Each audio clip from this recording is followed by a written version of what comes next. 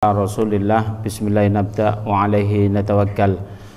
Bapak Ibu yang saya hormati, para alim ulama yang sama-sama kita ta'zimi, kita akan mengkaji kitab Riyadhus Shalihin yang dikarang oleh Abi Zakaria Yahya bin Sharaf ad-Din An-Nawawi, atau yang biasa kita kenal dengan Imam Nawawi. Nah, kita akan melanjutkan di bab as-sidqu, yaitu bab tentang kejujuran. Rabbi shrahli sadri wa yassirli amri wahlul 'uqdatam min lisani yafqahu qawli. Ya Fattah ya Alim, nasrun minallah wa fathun qarib.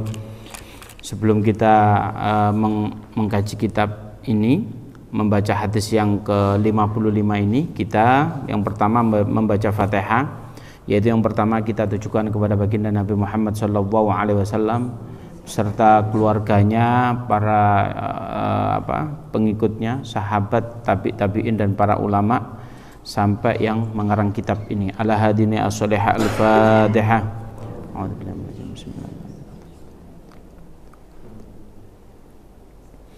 Kemudian Fatihah yang kedua ditujukan untuk kita semua. Semoga kita dalam keadaan sihah wal afiyah, dikasih oleh Allah iman, sehingga dengan iman itu kita bisa beramal. Semoga kita dikasih oleh Allah Subhanahu wa taala amal yang bisa mendatangkan cintanya Allah, ridhonya Allah kepada kita. Ala hadini as-salihah al-Fatihah. Bismillahirrahmanirrahim. Hadis yang ke-55. Langsung saja, ini merupakan hadis yang kedua, atsani daripada babus sidq, daripada yang di bab yang as-sidq. An Abi Muhammad Al-Hasani bin Ali bin Abi Thalib. Jadi hadis ini diriwayatkan oleh, yaitu Abi Muhammad Al-Hasani, putra daripada Ali bin Abi Thalib, yang insyaallah diridhai oleh Allah Subhanahu wa taala. Qala hafidtu minar rasul sallallahu alaihi wasallam, bahwasanya aku telah menghafal apa yang dikatakan oleh baginda Nabi Muhammad sallallahu alaihi wasallam. Kata-katanya pendek tapi luar biasa maknanya. Apa? Da ma yaribuka ila ma la yaribuka fa innas sidqi tuma'ninah wal qadibu ribah. Sungguhnya tinggalkanlah apa yang menjadi diri kamu ragu. Jadi kita itu ragu atas apa, ya udah tinggalkan begitu. Fa innas sidqu tuma'ninah, sungguhnya jujur itu menjadikan kita tuma'ninah. Tuma'ninah itu apa? Tenang. Nglakoni apa-apa kita itu kita jujur, ya tenang. Wis penak. Wal kadhibur riba, sungguhnya kadzib itu bohong, itu riba, menjadikan kita tidak tenang. Betul itu. Awake dhewe kalau kita itu melakukan kebohongan, itu mesti ada keraguan. Biasanya kebohongan itu akan kita tutupi dengan kebohongan yang lain. Itu kata baginda Nabi Muhammad SAW. Maka sungguhnya keraguan itu banyak hal. Kita ambil contoh nanti keraguan itu di dalam sholat. Lalu bagaimana cara kita mengatasinya? Bukan hanya di sholat, di beberapa ibadah yang lain. Kemudian apa? Bagaimana solusinya? Yang pertama, kita ambil contoh keraguan yang ada di dalam sholat. Sholat itu kan ibadah yang penuh dengan perhitungan. Dihitung, oh iya, kita itu jumlah rakaatnya berapa? Kan sholat itu ada yang 4, ada yang 3, ada yang 2. Nah, kita selaku manusia ya wajar saja kalau kita itu mengalami lupa kadang. Enak iki piro sih kita itu jumlah rakaat kita itu berapa, lalu bagaimana kita mengatasinya? Al yakinu la yuzalu bisak, sungguhnya keyakinan itu tidak mungkin dikalahkan dengan keraguan. Jadi lek sampean yakin, ya yakin.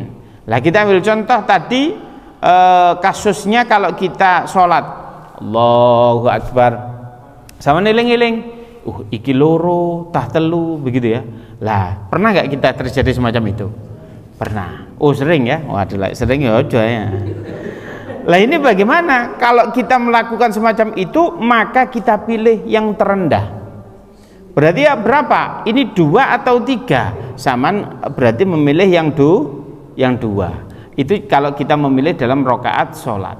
Lalu bagaimana seandainya jenengan ini memiliki sarung sama semua 10, mereknya sama, kemudian kita baru beli dan sama begitu, tiba-tiba belum dilipat, ditaruh aja di atas kasur gitu, tiba-tiba yang satu tadi jenengan ke kamar mandi, tiba-tiba ragu, pas saya cepok kayak nyiprat deh, berarti apa? Dipilih najis. Karena apa? Nyiprat. Ternyata dilepas di kamar mandi, istri jenengan tidak tahu kalau itu najis, dicampur jadi satu dengan 9 sarung yang di atas kasur tadi. Sama nanya, "Dek, endi sarungku tadi?" Lalu bagaimana? Lah iku Mas, lah sing ndi Mang? Ya padha ae sampean pilih sing sampean seneng, begitu kan? Bagaimana kita memilihnya itu satu itu? Apakah kita ngawur? Ya udah ini yang najis, yang lain enggak ternyata. Yang najis itu maka itu semua dihitung najis. Kita ambil contoh, ini yang paling penting.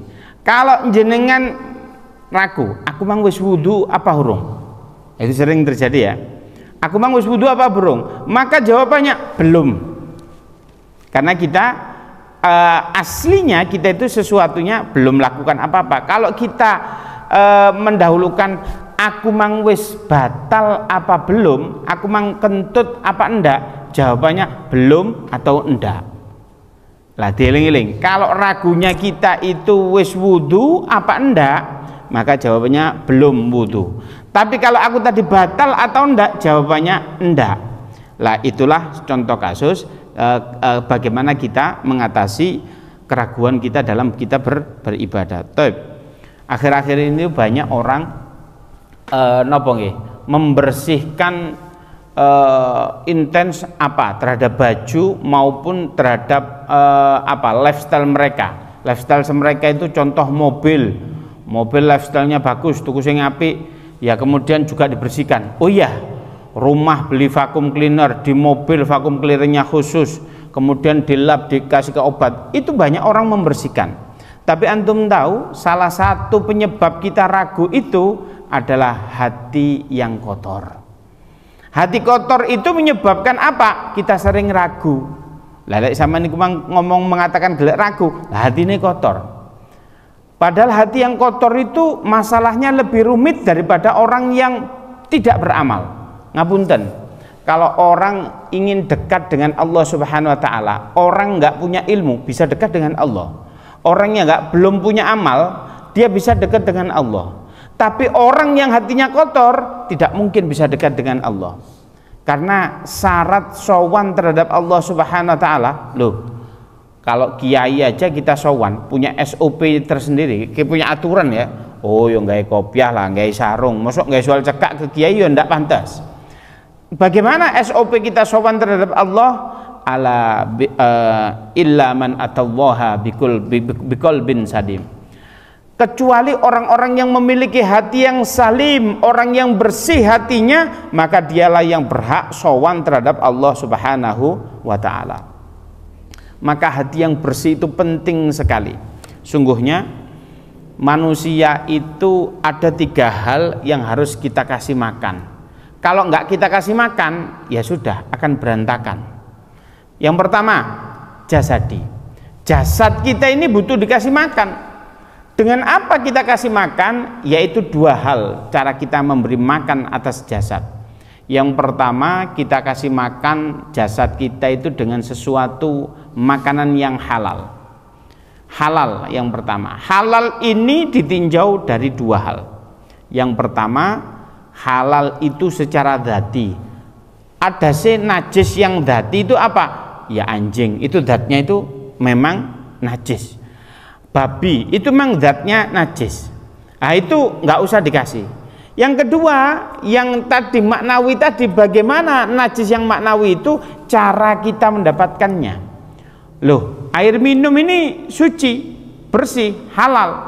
Tapi kalau kita mendapatkannya dengan cara mencuri, maka ini dia dikategorikan najis. Loh, ayam itu loh halal. Tapi lek sampean oleh nyolong, ya nun sewu, itu menjadikan kita haram. Maka yang pertama kali jasad ini harus kita kasih makanan apa? Halal. Halal yang pertama jadi zatinya, yang kedua cara mendapatkannya. Buat apa rumah mewah tapi kita mendapatkannya dari kita dengan cara kita korupsi.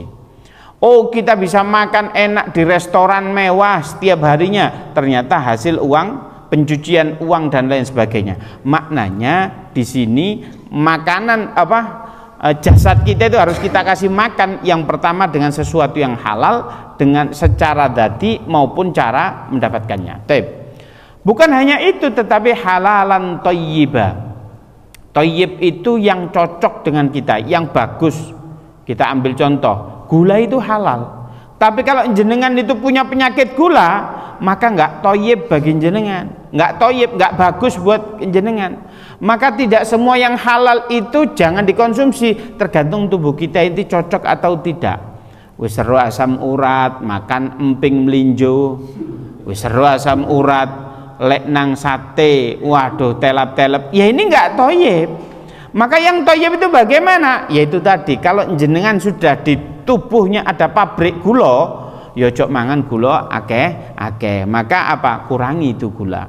Itu yang pertama, jasad itu harus kita kasih makan halal, kemudian apa? Thayyib. Yang kedua, jasad itu dikasih makan apa?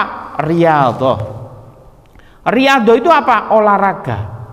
Loh, Rasulullah itu apakah olahraga? Terbukti Rasulullah itu bagaimana tidak olahraga? Pastinya olahraga. Kenapa? Rasulullah itu di dalam sebuah riwayat antara perut dengan dadanya itu lebih besar dadanya. Maknanya Rasulullah itu six pack. Lah kalau kita kan one pack begitu ya. Nah, lah ya perutnya gede gitu ya. Lah itu Rasulullah. Rasulullah berarti apa? Olahraga.